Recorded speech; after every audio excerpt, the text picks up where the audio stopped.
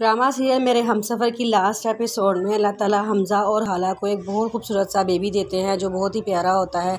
वो आधी रात को उठकर रोना शुरू हो जाता है। हमज़ा को समझ नहीं आता कि वो कैसे उसको संभाले। हाला सोई होती है, उसको उठाता है, कहता है कि ये रो रहा है, मेरे दिल को कुछ होता है, मुझे समझ नहीं आ रहा मैं इसे कैसे संभालूँ। हाला कहती है कि इसको भूख लगी है, इसको फीडर बना कर दें। वो कहता है मुझे तो फीडर नहीं बनाना आता, तुम मुझे बताओ कैसे बनाना है। तो वो हाला उसको फीडर बना कर देती है और हमज़ा उसे बड़े प्यार से फीडर पे लाता है।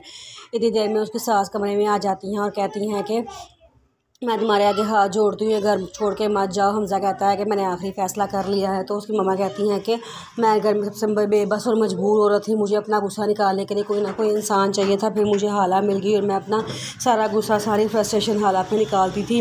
तो हाला की सूरत में मुझे एक ऐसा इंसान मिला था उसको मैं गुस्सा निकाल के मुझे सुकून मिलता था, इसलिए मैं अपना सारा गुस्सा हाला पे निकाल देती थी।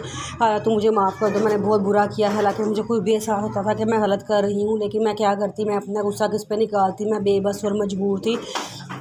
मैं तुम्हारे आगे हाथ जोड़ती हूँ, तुम यहाँ से मत जाओ। हाला ये सब सुन के खामोश हो जाती है। फिर वो लेकिन हमज़ा कहता है कि मेरा आखिरी फ़ैसला है, जो मैंने एक दफ़ा फ़ैसला कर लिया है, मैं वो फ़ैसला अपना नहीं बदलने वाला। उसकी सास बहुत रोती हैं और कमरे से बाहर आ जाती हैं और उनको वो ज़्यादतियाँ याद आती हैं जो उन्होंने हाला से की थी। हाला ने उनके हाथ जोड़ के उनके पाँव में बैठ के उनसे माफ़ियाँ मांगी थी, लेकिन उन्होंने हाला को माफ़ नहीं किया था।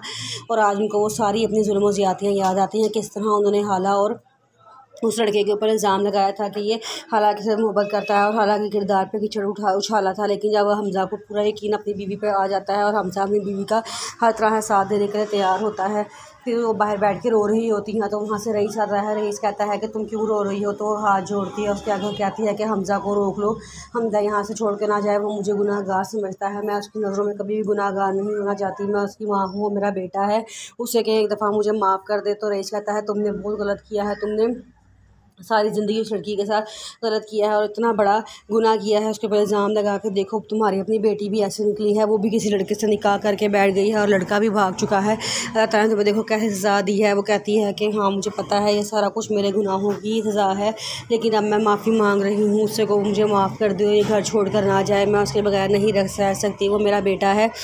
तो वो कहता है कि तुम्हें अपने बेटे का तो बहुत ख्याल है, अपनी बहू का भी ख्याल करती जिसके तुमने इतने जुल्म सहे हैं, उस पर जुल्म करते हो, क्या तुम्हें ज़रा भी तरस नहीं आता था। तो वो कहती है कि मैं बहुत शर्मिंदा हूँ और अपने गुनाहों पे माफ़ी मांग रही हूँ। आइंदा मैं उसको बहू की तरह अपने घर में रखूँगी, हर इज़्ज़त उसको दूँगी और उसको बहू नहीं बल्कि अपनी बेटी बना के रखूँगी। रईस कहता है कि मैं कुछ करता हूँ, हमज़ा से बात करके देखता हूँ, अगर वो मान गया तो ठीक है, वरना वो यहाँ से चला जाएगा। वो कहती है कि नहीं नहीं, आप उनसे बात करेंगे तो वो लाजमी मान जाएगा, आप उससे बात करें, उसको मनाएं, उसे कहें कि वो ना जाए, मैं उसके बगैर नहीं रह सकती, मैं मर जाऊँगी। तो वो कहता है चलो ठीक है, तुम खामोश हो, मैं उससे बात करके देखता हूँ। फिर हाला अपनी सास के पास जाती हैं तो सास से माफ़ी मांगती हैं, तो वो उसे माफ़ कर देती है और हमज़ा को भी कहती है कि आप अम्मी को माफ़ कर दें, मैंने उनको माफ़ कर दिया है। हमज़ा कहता है ठीक है, फिर ऐसे ड्रामा ख़त्म हो जाता है।